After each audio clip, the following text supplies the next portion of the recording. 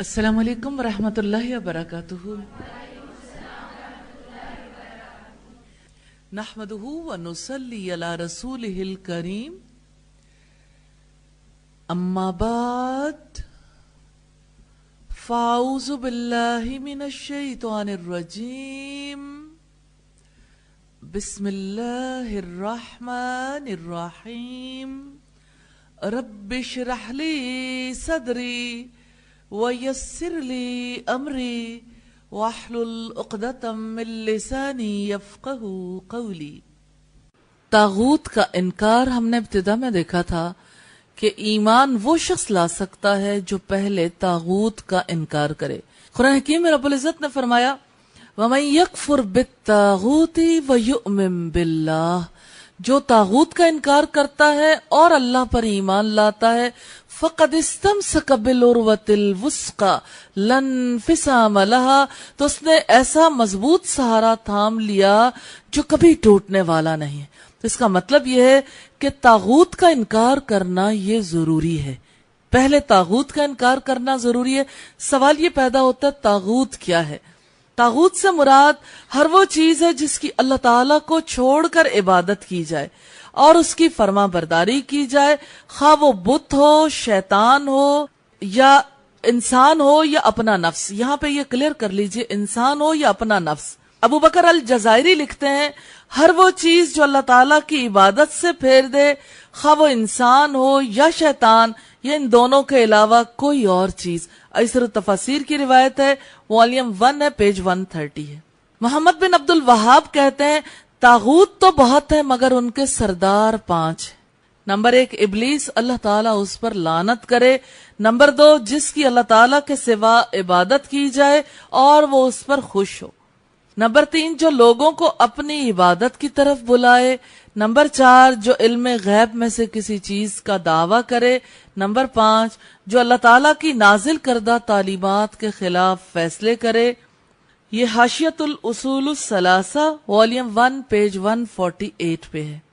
اور تیسری بات ہے مسلمانوں کو طاغوت کے ساتھ کفر کرنے کا حکم دیا گیا ہے. النساء کی آیت نمبر ہے 60. اچھا یہاں دیکھیے گا، باقی چیزیں تو آپ کو سمجھ آ ہی رہی ہیں. اس میں جو چیز توجہ طلب ہے، جو علم غیب میں سے کسی چیز کا دعویٰ کرے. ہمارے یہاں کوئی دعویٰ کرتا ہے علم غیب کا؟ جادوگر کرتے ہیں. اور کون کرتے ہیں؟ پامسٹ کرتے ہیں. کوئی اور بھی کرتا ہے؟ اچھا پیر فقیر. اچھا اور کون؟ جی استخارہ کے لیے اب دیکھیں ہمارے کسی ٹی وی چینل پہ بھی مستقل پروگرام آتا رہا استخارہ کا کہ آپ اپنی کوئی بات بتائیں، ہم آپ کو بتاتے ہیں آپ کے ساتھ کیا ہونے والا ہے. جو علم غیب کا دعویٰ کرے اس کا انکار کرنا ضروری ہے، ورنہ انسان مومن نہیں رہتا. اس کی بات کی تصدیق کرنے سے اور اس کو زبان سے نہ بھی کہیں، اس کی بات کو سچ سمجھنے سے. صرف سچ سمجھا ہے، کہا نہیں، تب بھی انسان کا ایمان خراب ہو جاتا ہے. اچھا پھر اسی طرح سے جو اللہ تعالیٰ کی نازل کردہ تعلیمات کے خلاف فیصلے کرے. یہ فیصلے کہیں ہوتے ہیں اللہ کی تعلیمات کے خلاف؟ کہاں؟ عدالتوں میں، کورٹس میں. جو بھی کہیں بھی دنیا میں اللہ کی تعلیمات کے خلاف فیصلے کرے، فیصلہ ایکسیپٹیبل نہیں ہے. کیونکہ ہر فیصلہ کرنے والا اور ہر قانون جو اللہ کے قانون کے خلاف ہے وہ طاغوت ہے. اس کو مسلمان تسلیم نہیں کر سکتے. اگر کریں گے تو ایمان کھو بیٹھیں گے. تو مسلمانوں کو طاغوت کے ساتھ کفر کرنے کا حکم دیا گیا ہے.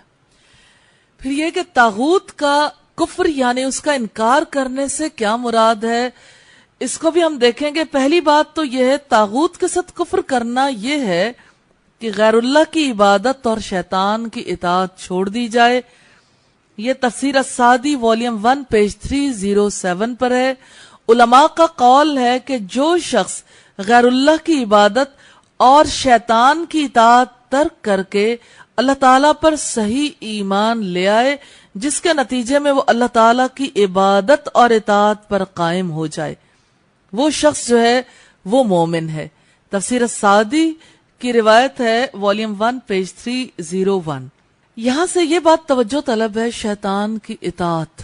کون ہے دنیا میں جو یہ کہے میں شیطان کی اطاعت کرتا ہوں؟ کوئی بھی نہیں ملے گا. حالانکہ جو شخص بھی اللہ تعالیٰ کے حکم کے مقابلے میں کوئی کام کرتا ہے، وہ کوئی انسان کہے، اپنا نفس کہے یا اس کے علاوہ سوسائٹی کے دوسرے افراد، دراصل وہ شیطانی کی اطاعت. جہاں رب کی اطاعت نہیں وہاں شیطان کی اطاعت ہے. مثلا رب کی اطاعت میں انسان کو اپنی نظروں کی حفاظت کرنی ہے، انسان نظر کی حفاظت نہیں کرتا تو نیچرلی یہ شیطان کی اطاعت ہے. اچھا پھر آپ دیکھیے کہ انسان اپنے کانوں کی حفاظت نہیں کرتا، وہ چیزیں سنتا ہے جو اس کے لیے سننی درست نہیں ہے، چاہے وہ کسی کی غیبت ہو، چغلی ہو یا اس کے علاوہ، یعنی جیسے میوزک ہے یا جو کام بھی اللہ کی اطاعت کے خلاف ہے، تو وہ سب کام جو ہیں شیطان کی اطاعت میں ہوتے ہیں. اسی طرح سے آپ دیکھیے کہ جیسے اپنی زندگی اپنا وقت ہے ہمارا، اس وقت کو یا تو اللہ کی مرضی کے مطابق انسان گزار سکتا ہے یا اللہ کی مرضی نہ ہو تو پھر کس کی مرضی ہوگی. اب آپ دیکھیں نفس کی مرضی، ہمارا دل چاہتا ہے ہم فلاں کام کر لیں، کسی کا دل چاہتا ہے آدھی رات کو اٹھ کے موبائل پہ باتیں کر لے، کسی کا دل چاہتا ہے کہ کسی اور کی بات کروا دے، یعنی چلو خود تو نہیں کی لیکن آدھی رات کو کسی اور کی باتیں کرا دی، اور بات جس سے کروائی اس سے بات کرنا جائز بھی نہیں ہے. کوئی چیز آپ نے اپنے اوپر تنقید نہیں فیل کرنی، ہم نے ریالٹیز کا جائزہ لینا ہے، کیونکہ یہ معاملات تو ایسے ہیں جو یعنی اظہر من الشمس ہے، ہر ایک کو پتا ہے. جس وقت انسان کسی ایسے شخص کو میسج کرتا ہے جہاں اسے اجازت نہیں ہے، یہ کس کی اطاعت ہے؟ یہ شیطان کی اطاعت ہے، یہ شیطان کی عبادت ہے کہ انسان کسی کو میسج کرے، کسی کا میسج پڑھے، کسی کی کال سنے، کسی کو کال کرے، اصولوں کی خلاف ورزی کرے اور بے دریغ تبصرے کرے. زبان ہے نا، زبان کا استعمال احتیاط سے کرنا. زبان اگر یہ کہتی ہے کہ بھلائی کی بات پر کہ یہ ہمیں ایکسپلائٹ کیا جا رہا ہے، جذباتی بلیک میلنگ ہو رہی ہے، اب ایموشنلی ہمیں بلیک میل کیا جا رہا ہے کسی بھلائی کی بات پہ، اور سب سے بڑھ کر پتہ ہے کون کہتا ہے؟ ماں کے اپنے بچے. آپ نے اپنے گھر میں دیکھا ہوگا کہ ابو یا امی آپ یہ بات ایسے کرتی ہیں اور اس طرح سے ہم سے بات کرتی ہیں، دراصل آپ اس وقت پہ یہ چاہتی ہیں کہ آپ کی بات مانی جائے، اس لیے ساری باتیں ہمارے سامنے رکھیں. آپ نے کبھی اپنے بچپن میں ایسا نہیں کیا تھا، فلاں وقت میں ایسا نہیں ہوا تھا. اب دیکھیے یہ بھلائی کی بات کو کون روک رہا ہے؟ اگر پیچھے جھانک کے دیکھیں گے تو آپ کو ابلیس مل جائے گا. انسان اللہ نے اپنی فطرت پر پیدا کیا ہے، انسان کے اندر وہ شر ویسا نہیں ہے. انسان بنیادی طور پر شریر مخلوق نہیں ہے، اس کے نفس کی طرف سے جو اکساہٹیں ہوتی ہیں تو نفس پر ابلیس قابو پاتا ہے، جس کی وجہ سے ایسے معاملات ہوتے ہیں. شیطان کے شر کو، شیطان کی سازش کو پہچاننا ہے کہ ہمیں شیطان کہاں کہاں سے پھنساتا ہے، کہاں کہاں ہم پہ وار کرتا ہے. آج ہر گھر کا مسئلہ ہے، ہر انسان کا مسئلہ ہے. کوئی کسی جگہ سے پھنسا ہوا ہے، کوئی دوسری جگہ سے پھنسا ہوا ہے. ممکن ہے یہ آپ کا معاملہ نہ ہو، ممکن ہے یہ میرے گھر کا معاملہ ہو، ممکن ہے یہ کسی اور گھر کا معاملہ ہو. آپ اگر اٹھا کر دیکھیں گے ہر گھر کی ایک سٹوری اور ہر انسان کی ایک سٹوری نکلے گی، کیونکہ شیطان ہر ایک کے پیچھے. اس لیے اگر آپ اسے کھلے دل سے اس کے اوپر غور و فکر کریں گے تو آپ کو فائدہ ہوگا انشاءاللہ. تو یہ جو ارادے کی کمزوری ہے یا انسان کے اندر جو اکساہٹ ہے نا، اٹھو یوں کر لو، اٹھو فلانے سے یہ بات کہہ دو. آپ اب یہ کہہ دو تم کمزور ہو، یہ بات کہہ نہیں سکتی ہو، جب بات تمہاری سچی ہے کہہ ڈالو، بس کہہ دو. شیطان یوں انسان سے کہلواتا ہے. جب انسان کہہ ڈالتا ہے تو اطاعت نہیں کرتا. جب تک انسان شیطان کی اطاعت کرنی نہیں چھوڑتا وہ اللہ پر ایمان لا ہی نہیں سکتا، اللہ کی اطاعت کر ہی نہیں سکتا. اس لیے بہت زیادہ ضروری ہے ہمیں شیطان کے بارے میں جاننے کی، اس کے طریقہ کار کو سمجھنے کی کہ شیطان ہمیں کہاں کہاں سے پکڑتا ہے، اس کا طریقہ واردات کیا ہے، کیسے وہ چیزوں کو خوبصورت بنا کے پیش کرتا اور ایک ایک عمل کی کیسے جسٹیفیکیشن کرتا ہے کہ نہیں آپ کا معاملہ فرق ہے، آخر یہ ایسا ہی کیوں ہو جائے.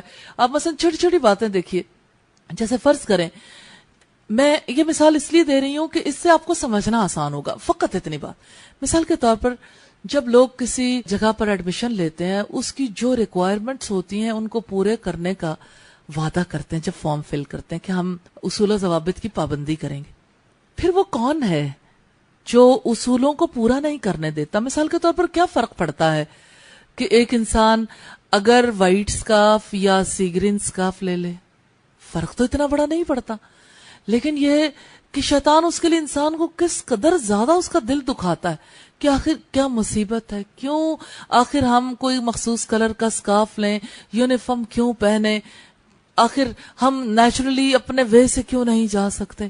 اچھا اگر اسکول جائیں یا کالج جائیں پھر نہیں خیال آتا, یہاں آ کے کیوں خیال آتا ہے کہ نہیں یونیفارم کے بغیر ہی جانا ہے. تو کتنا یعنی دل کے اندر بھی اچھی فیلنگ ہوتی ہے نا, ایک دفعہ اگر انسان ذرا مشقت کے ساتھ اپنے اوپر قابو پا لے اللہ کی مدد سے کہ کام کر لے, تو جس چیز میں انسان کوئی اجر محسوس نہیں کرتا اطاعت میں اجر ہے. جب آپ اصولوں ضابطوں کو قبول کرتے ہیں تو آپ دیکھیے اس کی وجہ سے آپ پابند ہو جاتے ہیں, آپ کی کمٹمنٹ ہے, جس وقت آپ اس کو پورا کرتے آپ کے لیے اجر ہے, اور اگر آپ پورا نہیں کرتے تو اس پر پکڑ ہے. یہ معاملات شاید دنیا میں تو نہ کھلے, لیکن اللہ کے یہاں تو ان چیزوں کا بھی حساب کتاب لیا جائے گا. دیکھیں بین الانسانی معاملات ہوتے ہیں, مثلا دو لوگ ہیں اس کے بارے میں کوئی نہیں جانتا کہ ان کا آپس میں کوئی معاہدہ ہے, لیکن اللہ کے سامنے وہ معاہدہ ہوا, ان کا کوئی اور گواہ نہیں. ایک نے معاہدہ توڑ دیا, دوسرے نے نہیں توڑا. جس نے توڑا اس نے کہا کسی کو کیا پتا کہ میں نے معاہدہ توڑا, لیکن اللہ کو تو خبر ہے. جب حشر کا دن ہوگا تو اس معاہدے کے توڑنے پر پوچھا جائے گا, پوچھا جائے گا کہ آخر آپ نے معاہدہ کیا تھا پابندی کیوں نہیں کی. کیا اللہ کے رسول نے اپنی تعلیمات میں ہم پر یہ واضح نہیں کیا کہ آیت المنافقی ثلاثن, منافق کی 3 نشانیاں, جب وہ بات کرے تو جھوٹ بولے, جب وعدہ کرے تو وعدہ خلافی کرے. تو وعدہ خلافی کیا ہے؟ وعدہ خلافی بھی تو ایمان کی نشانیوں میں سے نہیں ہے نا. اسی طرح سے آپ دیکھیے کہ جیسے دنیا کی زندگی میں بہت سارے ایسے معاملات ہوتے ہیں جہاں انسان کی پسند کے مطابق ڈیل نہیں کیا جاتا. جب تک کہ اللہ کی رحمت نہ ہو انسان بچ نہیں سکتا. آزادی اللہ نے انسان کو دی, لیکن ہر آزادی کی کچھ لمٹس ہوتی ہیں, اور اصل بات یہ نہیں ہے کہ صرف انسانوں کی اچھائی برائی شیطان پیچھا کرتا ہے. ہمارا موضوع صرف یہ ہے شیطان کی اطاعت نہیں کر. تو ہم کہاں کہاں شیطان کی اطاعت کرتے ہیں. مثال کے طور پر چھوٹی چھوٹی باتیں ہوتی ہیں عام زندگی میں. طہارت نصف ایمان ہے, صفائی نصف ایمان ہے. اب اگر کوئی اٹھا اور اپنے پیچھے کئی داستانیں چھوڑ گیا, کہیں ٹیشو پیپر پڑے ہیں, کہیں بال پینس پڑے ہیں, کہیں کتابیں چھوڑ گیا, تو ایک انسان نے یہ سمجھا پھر کیا ہوا, یہ تو کوئی ایسی بات نہیں. کیا صفائی خراب نہیں ہوئی؟ کیا صفائی نصف ایمان نہیں ہے؟ اس میں اپنا شیئر کیا ہے؟ شیطان نے یہ کام چپکے سے کروا لیا, یہ اتنی بڑی بات نہیں ہے. لیکن یہ کہ آپ یہ دیکھیں مثلا ایک بچی ہے, ماں یہ چاہتی ہے کہ گھر میں ہر چیز اپنی اپنی جگہ پہ پڑی ہو, اور آپ اپنے گھروں میں دیکھیے ہر جگہ ایک بے ترتیبی کی سی حالت ہوتی ہے. پیچھے سے وہ صرف اتنا کام کرتی ہے کہ فساد کو دور کر دیں. جو فساد جو ہے وہ اس صورت میں پھیلایا گیا, کیا اس پر اللہ کے ہاں حساب کتاب نہیں ہوگا؟ یعنی باتیں تو چھوٹی چھوٹی ہیں یہ, لیکن ہماری ذمہ داریاں ہیں. جب ہم ذمہ داری کو قبول نہیں کرتے تب بھی تو شیطان کی اطاعت کرتے ہیں, کیونکہ وہ چاہتا ہے کہ ہماری زندگی میں بگاڑ ہے. چلو اور کچھ نہیں, کوئی چیز بے ترتیب رکھ دے, کوئی شخص جو ہے کسی کو بری بات ہی کہہ دے, کوئی بری بات سن ہی لے, دشمن ہے نا. چلو اگر یہ بھی نہیں ہوتا تو اپنے حصے سے زیادہ لے لے, یا یہ ہے کہ چلو کچھ نہیں تو چوری چھپے کسی کو میسج ہی کر لے. کس وجہ سے ہے بیٹا؟ یہ اس وجہ سے ہے کہ انسان اپنے اوپر اپنے رب کی نظروں کو محسوس نہیں کرتا.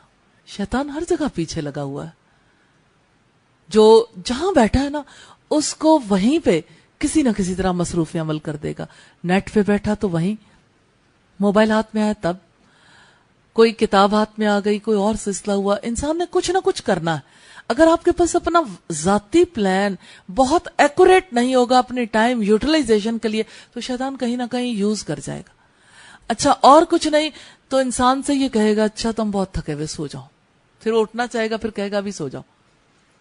تو آپ دیکھیں کتنے کتنے گھنٹے, یعنی کیلولا کرنے کے لیے لوگ 4 گھنٹے لگا دیتے ہیں. 4 گھنٹے سو گئے, 6 گھنٹے کا کیلولا. آج کل یعنی بچوں کی یہ صورتحال ہے, اگر ماں گھر سے باہر چلی گئی, شام کو واپس گئی تو ان کی رات کی نیند ہی ختم نہیں ہوئی ابھی. رات والی نیند ہی جاری ہے، کون ہے پیچھے؟ ان چیزوں کو پہچاننا چاہیے بیٹا، یہ ہم سب کے مسائل ہیں، ہمارے مشترکہ مسائل ہیں، ہماری جو ذمہ داریاں ہیں ہم نے جب انہیں ادا کرنا ہے، بیچ میں شیطان کھڑا ہے، تو شیطان یہ چاہتا ہے کہ ہم اس کی بات مان لیں، اس کی اطاعت کریں، بس اس کی اطاعت نہیں کرنی۔ بس اللہ سے دعا کریں، اہدنا الصراط المستقیم، اللہ میں سیدھے راستے پر چلا دے۔ وہ مالک ہے نا، حفاظت کرے گا، دل کی بھی، نظروں کی بھی، ہاتھوں کی بھی، کانوں کی بھی، انشاءاللہ۔ اور آپ اگر چلنا چاہیں گے، اللہ کا وعدہ ہے وہ ضرور سیدھے راستے پر چلائے گا انشاءاللہ۔ یہ ہم سب کی زندگی ہے، زندگی اتنی سستی نہیں ہے کہ ہم اتنی آسانی سے اسے بیچ ڈالیں۔ ہم شیطان کی عبادت کے لیے کب پیدا کیے گئے تھے؟ ہم شیطان کی ماننے کے لیے کب پیدا ہوئے تھے؟ اللہ نے ہم میں اپنی روح پھونکی ہے، اپنی اطاعت کا حکم دیا ہے، اپنی فطرت پر پیدا کیا ہے، اس لیے ہم نے رب کی اطاعت کرنی ہے انشاءاللہ۔ جو چیز چھپی ہوئی ہے اس کو فقط اللہ جانتا ہے جس نے حساب لینا۔ جتنی بھلائی ہے وہ رب کی طرف سے، اور جتنی برائی ہے وہ اپنی طرف سے، ہماری ذاتی خرابیوں کی وجہ سے۔ اللہ سے دعا ہے اللہ تعالی ہم سب کو صراط مستقیم پر چلنے کی توفیق عطا فرمائے۔ دوسری بات ہے، طاغوت کا انکار ہوگا تو ایمان لانے کا موقع ملے گا۔ البقرہ کی آیت نمبر 257 سے پتہ چلتا ہے، اور محمد بن عبد الوہاب لکھتے ہیں کہ اللہ تعالیٰ کی عبادت صرف طاغوت کے انکار کے ذریعے ہو سکتی۔ یہ بات کتنی اہم ہے، جب تک طاغوت کا انکار نہیں ہوگا، جب تک ہر اس سرکش کا انکار نہیں ہوگا جو اللہ کی عبادت سے، اللہ کی اطاعت سے روکتا ہے، ہر موڑ پہ، ہر لمحے سے انکار کی ضرورت ہے۔ جب تک انکار نہیں ہوگا اللہ کی عبادت نہیں ہوگی۔ تیسری اہم بات ہے، سب انبیاء علیہم السلام نے طاغوت سے کفر کی دعوت دی ہے۔ النحل کی آیت نمبر 36 ہے۔ طاغوت کی راہ میں کون لڑتا ہے؟ رب العزت کا ارشاد ہے، والذین کفروا یقاتلون فی سبیل الطاغوت۔ یہ سورہ النساء کی آیت نمبر 76 ہے، اور جن لوگوں نے کفر کیا وہ طاغوت کی راہ میں قتال کرتے ہیں۔ تو کفر کرنے والا کون ہے؟ جو اللہ کی بات ماننے سے انکار کرتا ہے۔ ایک تو کفر یہ ہے نا کہ اللہ کی ذات پر ایمان ہی نہ لایا جائے، لیکن عملی کفر یہ ہے کہ انسان کے سامنے اللہ کا حکم ہو اور انسان کہے یہ میں نہیں کر سکتا۔ مثلا فجر کی نماز کا وقت ہے تو شیطان اور رحمان کے حکم کے درمیان ایک جنگ جاری ہے۔ شیطان کہتا ہے سو جا سو جا، اور انسان جو ہے اس کے لیے ظاہر مشکل ہو جاتا ہے۔ سارے جگانے والے برے لگتے ہیں۔ وہ وقت جو مل کر تلاوت کر سکتے ہیں، مل کے کتنے اچھے اچھے کام ہو سکتے ہیں۔ حضرت اسماعیل علیہ السلام کی ان کی صفات میں سے کہ وہ اپنے گھر والوں کو نماز کا حکم دیتے تھے۔ یوں تو یہ ایک فقرہ ہی لگتا تھا، لیکن ریئلی یہ بہت بڑا کام ہے، بہت بڑا، کہ جو دوسروں کو نماز کے لیے اٹھاتے ہیں، بیدار کرتے ہیں۔ نماز پہلا فرض ہے نا۔ جو شخص اپنی نماز کے لیے کانشیس نہیں، اپنے ایمان کے لیے کانشیس نہیں، کیسے ممکن ہے ایک نماز کو ترک کرنے والا مومن رہے؟ جبکہ نبی صلی اللہ علیہ وسلم نے فرمایا بندے کفر اور شرک میں فرق کرنے والی چیز نماز، جس نے نماز چھوڑ دی اس سے ہمارا کوئی عہد نہیں۔ یہ رسول اللہ صلی اللہ علیہ وسلم کے الفاظ ہیں۔ پھر کتنی آسانی سے گرمیوں میں خاص طور پر فجر کی نماز مس کر دی جاتی۔ آپ تو نہیں کرتے، سوئے تو نہیں رہتے، ماؤں کو تنگ تو نہیں کرتے؟ چلو الحمدللہ آپ تو فرشتوں جیسا کام کرتے ہیں۔ ہم سب کو اپنی اور دوسروں کی نمازوں کی فکر کرنے والا بنائے۔ اب ہم یہ دیکھیں گے کہ طاغوت کے دوست کون ہیں۔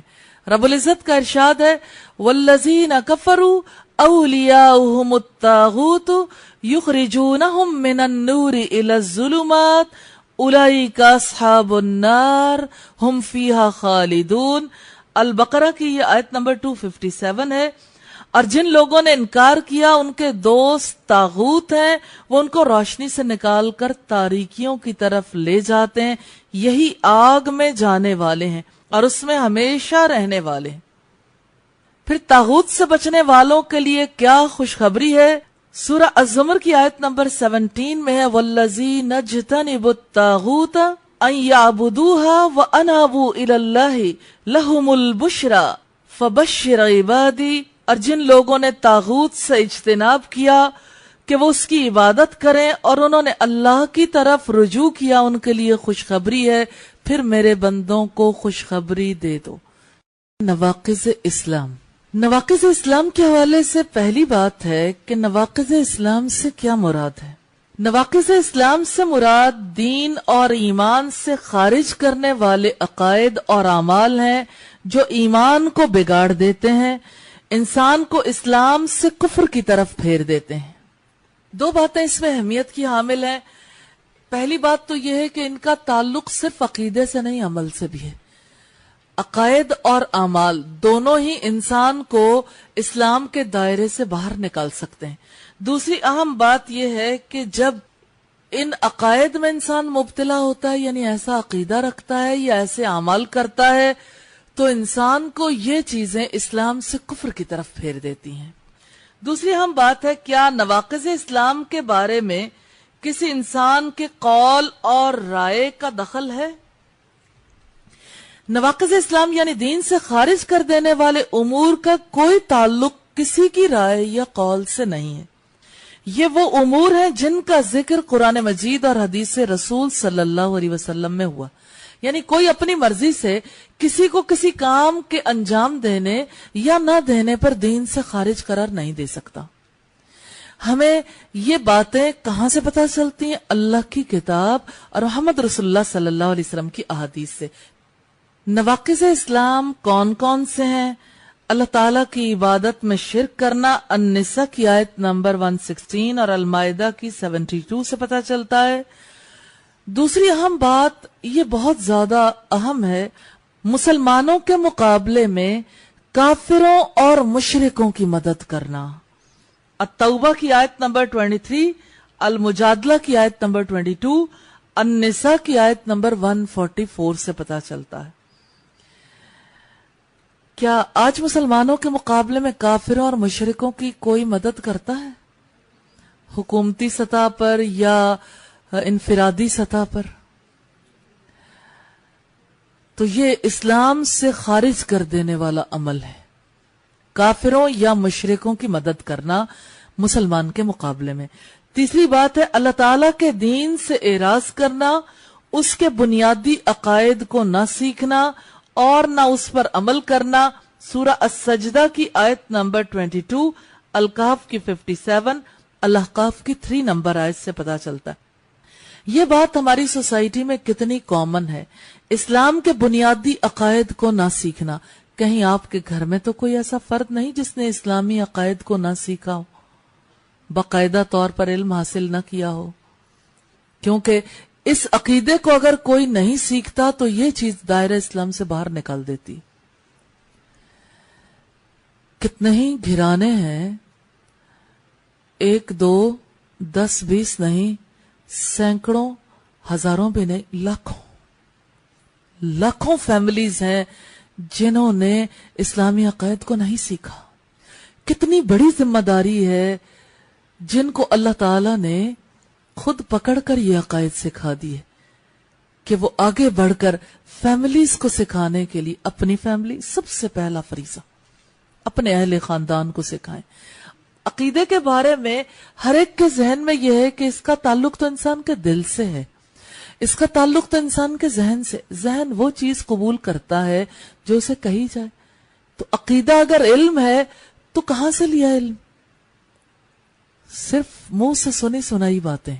ہمارے یہاں عقیدے کی یہ صورتحال ہے۔ مجھے ایک ڈیتھ پہ جانے کا اتفاق ہوا، ایک بہت پیاری خاتون، ان کی ڈیتھ ہو گئی اور ایج بھی زیادہ نہیں تھی، اور اللہ نے انہیں اپنی کتاب کی محبت بھی دی تھی اور کبھی مس نہیں کرتی تھی کتاب کی تعلیم کو، لیکن معدے کا کینسر ہو گیا۔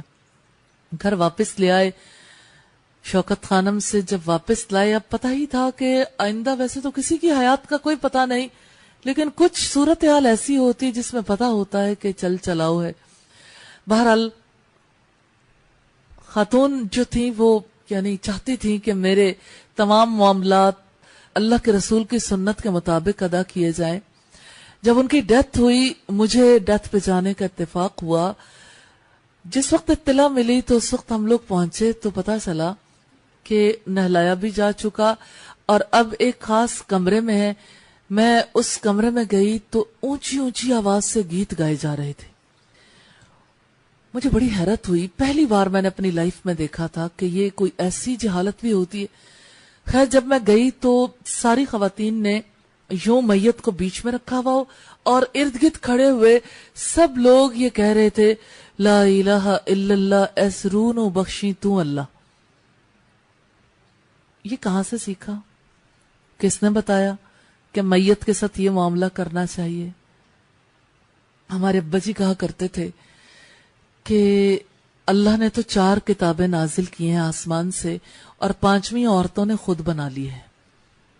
تو یہ 5ویں کتاب کے احکامات ہیں جس کو جب جی چاہے جیسے جی چاہے اس میں اضافے اور کمیاں ہوتی رہتی ہیں. یہ خود ساختہ من گھڑت دین ہے. تو اگر آپ اپنی سوسائٹی میں دیکھیے تو ایک ایک چیز کے بارے میں من گھڑت خیالات آپ کو ملیں گے. جب تک اس عقیدے کو سیکھا نہیں جائے گا اس پہ کوئی برقرار نہیں رہ سکتا. کیا محمد رسول اللہ صلی اللہ علیہ وسلم نے مکہ میں 13 برس تک عقیدہ نہیں سکھایا تھا؟ مدینہ میں جانے کے بعد اگرچہ وہ افراد عقیدے کو سیکھ چکے تھے، کیا مسلسل عقیدہ سکھانے کا معاملہ نہیں تھا؟ آپ نے اپنی پوری نبوی زندگی میں عقیدہ سکھایا، بار بار اس کو دہرایا، بار بار تعلیم دی. اور سورہ محمد کی آیت نمبر 19 میں رب العزت نے ارشاد فرمایا فَعْلَمْ أَنَّهُ لَا إِلَهَ إِلَّا اللَّهُ. خوب اچھی طرح سے جان لو، علم حاصل کرو. فَعْلَمْ عین لام میم اس کا روٹ ہے، علم سے یہ ورڈ بنا ہے. تو مجھے یہ بتائیے کہ جب رب کا حکم ہے کہ اس کا علم حاصل کرو، کس نے روکا؟ کون ہے جس نے عقیدے کی تعلیم نہیں لینے دی؟ ہماری ماؤں، ہمارے باپوں، ہمارے بزرگوں، ہماری بیٹیوں، ہماری بہنوں، ہمارے سارے معاشرے کے افراد کو. اس پوری سوسائٹی کی جہالت کیسے دور ہوگی؟ آپ کیا کہتے ہیں؟ کیسے ممکن ہے؟ اور آپ کیا رول پلے کر سکتے ہیں کہ آپ کو تو اللہ نے منتخب کیا، اللہ نے آپ کو لا کے یہاں بٹھایا ہے. آپ کی بھی نیت نہیں تھی کہ عقیدہ سیکھ لیں، آپ نے بھی سوچا نہیں تھا کیونکہ پتہ ہی نہیں تھا، معلوم نہیں تھا. لیکن جس پر اللہ تعالیٰ کی نظر کرم ہوتی ہے اللہ تعالیٰ اس کے لیے اہتمام کرتے ہیں. لیکن کیوں؟ تاکہ اس کے توسط سے آگے بات پہنچے. یہ جو رب تعالیٰ کا فرمان ہے کنتم خیر امۃ اخرجت للناس، تم وہ بہترین امت ہو جسے لوگوں کی خاطر نکالا گیا. تأمرون بالمعروف وتنہون عن المنکر، تم لوگوں کو نیکی کا حکم دیتے ہو، برائی سے روکتے ہو. تو یہ ایک تو ہے نیکی کا حکم دینا اور ایک ہے نیکی کی تعلیم دینا. جانتے ہیں کوئی عمل، بڑے سے بڑا عمل نیکی نہیں ہو سکتا جب تک کہ اسے اللہ کی رضا کے لیے انجام نہ دیا جائے. جو شخص یہ نہیں جانتا کہ اللہ کی رضا کیا ہے، اللہ کی رضا کی خاطر کچھ کرنا چاہیے، کیسے ممکن ہے کہ وہ اپنے عمل کو اللہ کے لیے خالص کر لے؟ کیونکہ نیت تو سیکھنے کا معاملہ ہے. انسان کو تو مدتوں نیت نہیں کرنی آتی، اور عادت چونکہ ساری زندگی کی پڑی ہوئی ہوتی ہے بغیر نیت کے کام کرنے کی، اس وجہ سے یاد رکھنا، یاد کروانا پڑتا ہے. کوئی یاد کروا دے پھر یاد آتا ہے آہستہ آہستہ. ایک کھانے سے پہلے بسم اللہ پڑھنے کی بات مدتیں لگ جاتی ہیں، کتنے لوگوں کو سمجھ نہیں آتی کہ بسم اللہ پڑھنی. ایک واش روم جانے کی جو دعا ہے کتنی مشقت کے ساتھ یاد رکھی جاتی ہے. اس کے لیے ضرورت اس امر کی ہے کہ یاد دلانے والی کوئی باتیں ایسی ہوں جن کو اپنے سامنے لگائے رکھے تاکہ یہ عادت پڑے. میں تو یہ بات اس ریفرنس سے کر رہی ہوں کہ جب عام زندگی کی روٹین بنانا ان لوگوں کے لیے بھی مشکل ہے جو دین کا علم سیکھ رہے ہیں، تو جنہوں نے سیکھا ہی نہیں ان کے لیے کتنی زیادہ مشکل ہے. تو مجھے یہ بتائیے، ہم سب یہاں بیٹھے ہیں اور ہماری سوسائٹی کے اندر اعراض کا معاملہ ہے، عقیدہ لوگ سیکھنے کا فہم نہیں رکھتے کہ یہ سیکھنے کی ضرورت. کیسے سکھائیں، कैसे समझाएं? आप लोगों में से कोई ऐसा है जिसे तकलीफ फील होती हो इस सोसाइटी की जहालत पर और इस पर कि इस जहालत को दूर करना चाहिए? देखिए, ये नबियों जैसा दर्द है, नबियों वाला गम है। जो इस गम को सीने से लगा ले उसका दर्जा अल्लाह बुलंद कर देता है, क्योंकि वो नबियों के तरीके पे चलता है, वो अल्लाह के हुक्म को कबूल करता है। आप आगे पढ़ेंगे इंशाअल्लाह ताला मोहम्मद रसूलुल्लाह सल्लल्लाहु अलैहि वसल्लम के रेफरेंस से भी और अल्लाह की किताब के हवाले से कि ये कितनी बड़ी जिम्मेदारी है जो हमें अदा करनी है। जैसे सूरा अत-तौबा में आता है, वल मुमिनूना वल मुमिनात, मोमिन मर्द और मोमिन औरतें, बाजुहुम औलियाउ बाज, इनमें से बाज बाज के दोस्त हैं, वली हैं, एक दूसरे के मददगार हैं। इनका काम क्या है? ये नेकी का हुक्म देते हैं, बुराई से रोकते हैं। ये मेजर काम है जिनको हाईलाइट किया गया। और भी काम है और भी खुसूसियात, लेकिन ये पहले दर्जे पे आने वाले काम। ये तो पूरी सोसाइटी को मिलजुल के ये काम करना चाहिए। आपके जहन में, किसी के जहन में कोई बात हो, हम सोसाइटी तक कैसे पहुंचा सकते हैं, तो उसके लिए हम फिर दुआ भी करेंगे और अमली कोशिशें भी।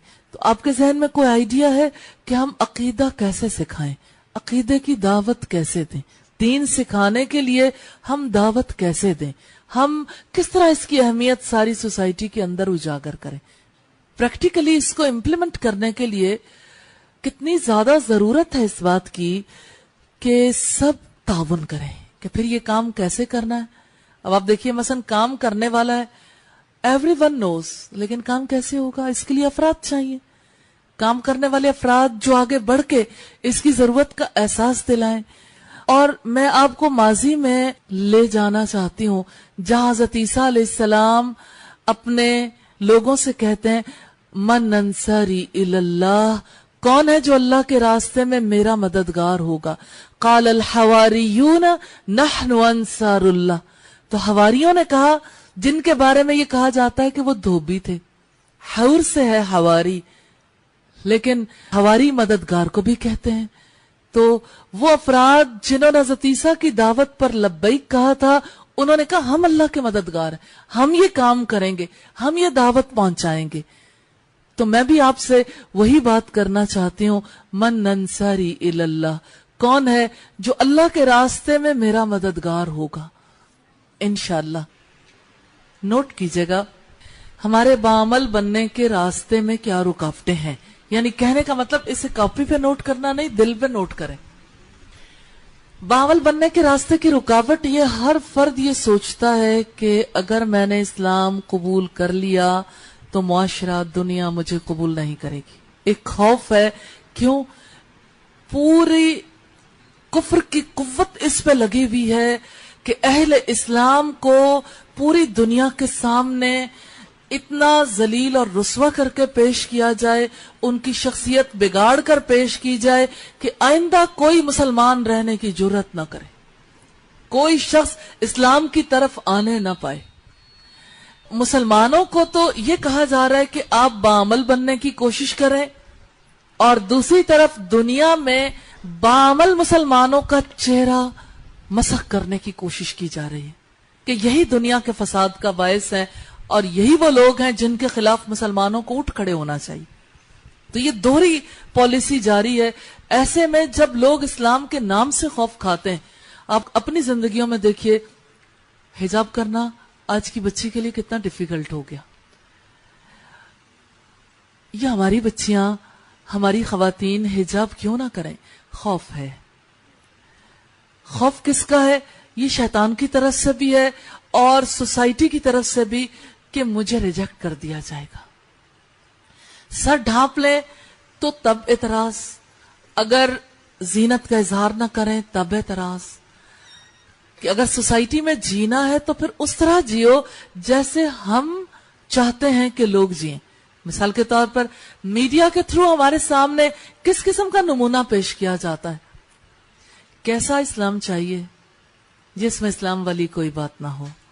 ऐसे में जिस वक्त आप बाअमल बनने की कोशिश करेंगे, आप बाअमल बन जाएं, लोग आपसे खौफ खाते रहेंगे। آپ حجاب کر کے کسی جگہ پہ جاتے ہو تو آپ کو کیا ریسپانس ملتا ہے؟ لوگ آپ سے خوف کھاتے ہیں، ڈرتے ہیں کہ ابھی کوئی دھماکہ ہو جائے گا. یہ انٹرنیشنل پروپیگنڈا ہے جس کے تحت یعنی حجاب کو، داڑھی کو، دو چیزوں کو خوف کا سمبل بنا دیا گیا. آپ حقوق العباد بھی ادا کریں، آپ ادب آداب کا، تہذیب کا لحاظ رکھیں، آپ انسانیت سے محبت بھی رکھیں. آپ کس طرح سے لوگوں تک اس دین کی دعوت کو پہنچا سکتے ہیں؟ اس کے لیے تو ہمیں اسلام کے لیے کنونس کرنا ہے کہ اسلام سب سے زیادہ ضروری چیز ہے. اسلام کس طرح سے انسانیت کے حق میں مفید ہے، کیونکہ اب وہ دور نہیں رہ گیا جہاں پر لوگوں کو اسلام سے محبت ہو. بڑی معذرت کے ساتھ اب لوگوں کو اسلام کا تعلق چبھنے لگ گیا ہے، اور جب چبھنے لگے تو وقت آ جاتا ہے لوگ اسلام چھوڑ دیتے ہیں. یعنی یہ سٹیپ وائز چینج آتی ہے. تو نئی نسلیں، آنے والی نسلیں اب ایسی ہی پریپیئر ہو رہی ہیں کہ جنہیں کسی چیز کا کوئی پتہ نہیں اور انتظار میں ہے کافر دنیا کے کب مسلمانوں کی نسلوں کی فصل ہم کاٹ لیتے ہیں. تو میں چاہتی ہوں کہ ان چیزوں کو پیش نظر رکھتے ہوئے آپ بات کریں، کو پریکٹیکل پلان بتائیں. جی میڈم، مجھے جو ایسا لگتا ہے کہ جیسے بہت زیادہ جیسا بمبارڈمنٹ ہے ہر طرف سے، اسی چیز کو ہم جیسے ٹرن دا ٹیبل اگر ہم ایسے کر لیں کہ جیسے بہت زیادہ میڈیا کے ہی ذریعے اسلام کو کیا جا رہا ہے، اس طرح سے بری حالت اس کی پیش کی جا رہی ہے اور اچھی اچھی چیزوں کو غلط رنگ میں پیش کیا جا رہا ہے، تو ایسا ممکن ہے کہ ہمارا جیسے پاکستان کے اندر ایک اسلامک چینل ایسا ہونا چاہیے جو پیور پکچر پیش کرے، جیسے دیکھتے ہیں ڈاکٹر ذاکر نائک کا ہے. اسی طرح پاکستان کے اندر بھی تو ایسا ہونا چاہیے نا کہ جہاں پہ ہم الحمدللہ ایگزیکٹ پکچر پیش کر سکیں اسلام کے بارے میں اور امن پھیلانے کے سلسلے کے اندر. اس کے علاوہ عام زندگی کے اندر ہم ایسا ہے کہ جس طرح ہمارے اندر اگر تڑپ زیادہ ہے، جس طرح آپ صلی اللہ علیہ وسلم کے دور میں اگر ہم چلے جاتے ہیں تو نبی کریم صلی اللہ علیہ وسلم کو ہم دیکھتے ہیں کہ جیسے وہ باہر نکلتے تھے، جو بھی دو بندے کھڑے ہوتے تھے آپ وہاں پہنچ جاتے تھے اور ان کو حق کا پیغام دے دیتے تھے.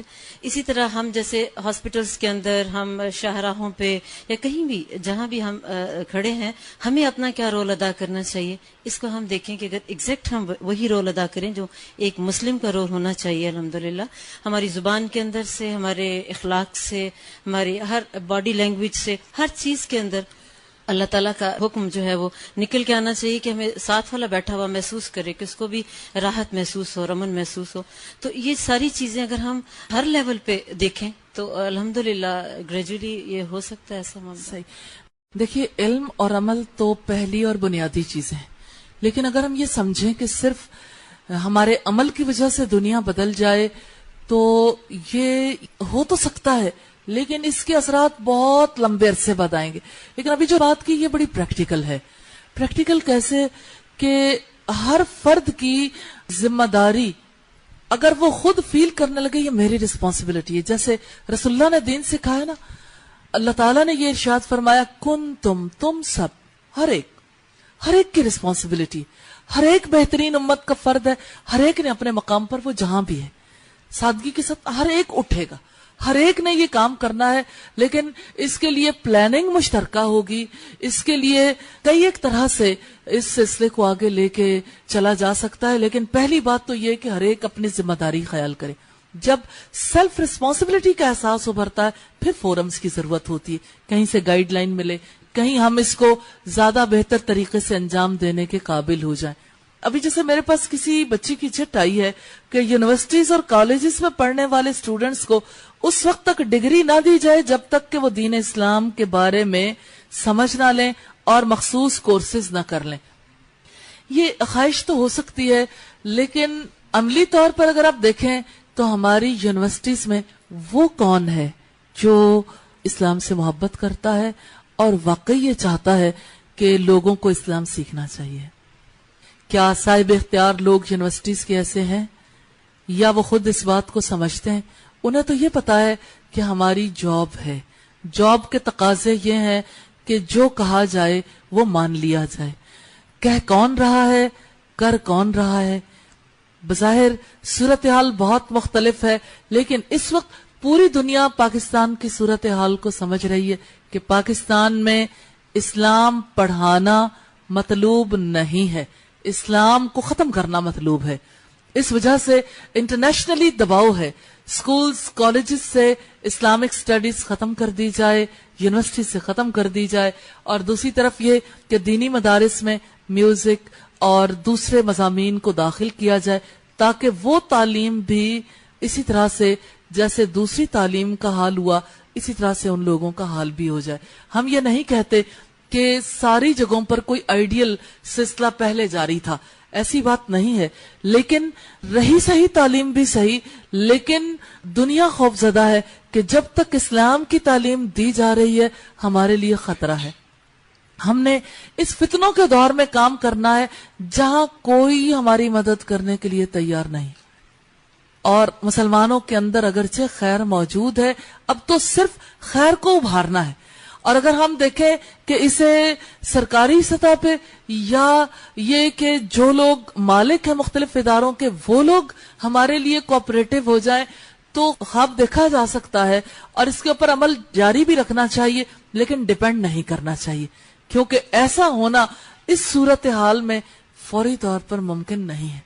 ہمیں وہ کام دیکھنے جو کرنے ہمارے لیے ممکن ہے، جیسے رسول اللہ نے دعوت کی تھی نا، کوئی بڑی دعوت نہیں کی تھی، لیکن اپنے سارے رشتہ داروں کو بلایا تھا کھانے پہ، اور سارے آئے تو آپ صلی اللہ علیہ وسلم نے رب کی دعوت دی تھی۔ ایسے ہی سنت پر عمل پیرا ہو سکتے ہیں۔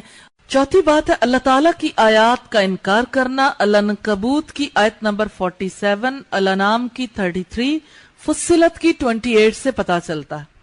پانچواں کام جس سے انسان اسلام کے دائرے سے خارج ہو جاتا ہے، قرآن مجید اور رسالت محمدی صلی اللہ علیہ وسلم میں شک کرنا۔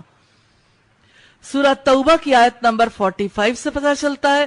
نمبر 6، کفر اور شرک چھپانا اور اسلام کا اظہار کرنا۔ النساء کی آیت نمبر 142، البقرہ کی 8 اور 9 سے پتہ چلتا ہے، النساء کی 145 سے۔ ساتواں کام جس سے انسان دائرہ اسلام سے خارج ہو جاتا ہے، مشرکوں کو کافر نہ سمجھنا یا ان کے کفر میں شک کرنا۔ آل عمران کی آیت نمبر 85 سے پتہ چلتا ہے۔ آٹھواں کام نواقض اسلام میں سے اللہ کی آیات یا رسول اللہ صلی اللہ علیہ وسلم کا مذاق اڑانا۔ التوبہ کی آیات 65 اور 66 سے، النساء کی 140 سے پتہ چلتا ہے۔ نواں کام ہے اللہ کے رسولوں یا احکامات کو جھٹلانا۔ انسان صرف زبان سے نہیں جھٹلاتا، جب انسان اس پر عمل پیرا نہیں ہوتا تو یہ تکذیب ہی ہے، یہ کفر ہی ہے۔ العنکبوت کی آیت نمبر 68، الزمر کی آیت نمبر 32، 59 اور 60 سے پتہ چلتا ہے۔ 10ویں چیز جو دائرہ اسلام سے خارج کرنے والی ہے، اللہ تعالیٰ یا رسول یا دین اسلام کو گالی دینا۔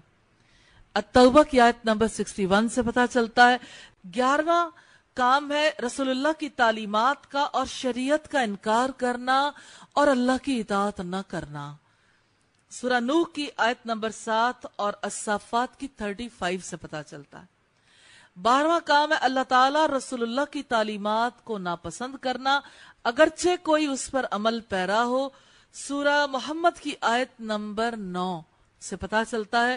یہ دیکھیے گا ناپسند انسان کون سے کام کرتا ہے، مثلا فجر کی نماز پڑھنی اکثر لوگ ناپسند کرتے ہیں اگرچہ پڑھ رہے ہوتے ہیں۔ نمازوں سے جو محبت نہیں ہے، جس فعل میں ناپسندیدگی ہے، جس کو کرنے کا اللہ نے حکم دیا، یہ عمل پیرا ہونے والے کو دائرہ اسلام میں نہیں رہنے دیتی۔ ناپسندیدگی سے بھی انسان دائرہ اسلام سے خارج ہو جاتا ہے۔ 13واں کام ہے جو شخص یہ سمجھے کہ شریعت کے احکامات میں سے کچھ لوگوں کو عمل کرنے یا نہ کرنے کی اجازت ہے، ایسا شخص کافر ہو جاتا ہے۔ آل عمران کی آیت نمبر 85 سے پتہ چلتا ہے۔ اور جو شخص اللہ اور اپنے درمیان کچھ شخصیات کو واسطہ بنا لے، ان سے مدد مانگے، ان سے شفاعت کا طالب ہو اور ان پر توکل کرے تو ایسا شخص کافر ہے۔ 15واں کام ہے مستقبل کی خبریں دینا یا گزرے ہوئے واقعات کی خبریں دینا۔ ابو داؤد کی روایت 3904 سے پتہ چلتا ہے۔ اور 16واں کام ہے جادو کرنا اور کرانا۔ البقرہ کی آیت نمبر 102 سے، صحیح ترغیب کی 3046 سے، بخاری کی 2766 سے پتہ چلتا ہے۔ 17واں کام ہے اللہ تعالیٰ اور اس کے رسول صلی اللہ علیہ وسلم کے حلال کردہ کو حرام اور حرام کردہ کو حلال بنا لینا. سورہ توبہ کی آیت نمبر 29 سے پتہ چلتا ہے. اور 18واں کام ہے اللہ اور اس کے رسول کے کسی حکم سے بغض رکھنا. سورہ محمد کی آیت نمبر 8 اور 9 سے پتہ چلتا ہے.